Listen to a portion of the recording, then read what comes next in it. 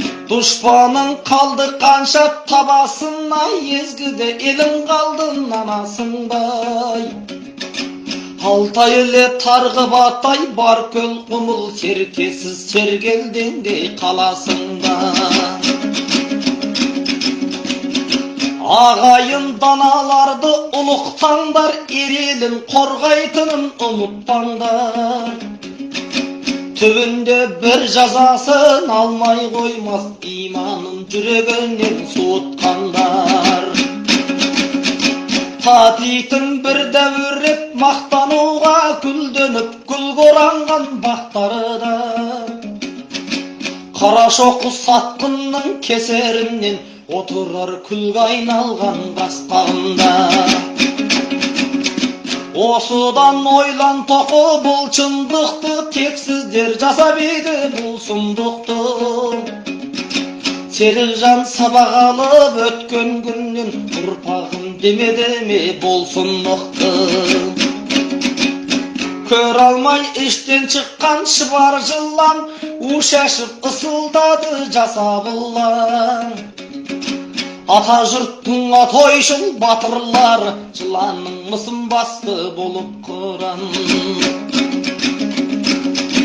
Köşüңdü köter alar atandaygım, jeri yık tappay ketkin asan kaygın. Жақсерге жаман атақ таққандарды ойласам ашуымды басалмаймын. Сақтай көр үмбетіңді сатқындықтан, ер қолдау таппады ма жат құрлықтан. Алла сүйген Серікжан аман келер, ақ жолы ақиқатта жатқандықтан. Aman bol қазағымның барыстары, елде бар елім дейтін алыптары. Бірлігің бекем болса жау алмайды, ұрысың оралады алыстағы. Төртеу түгел болғанда төбедегі оралар қандастарым алыстағы.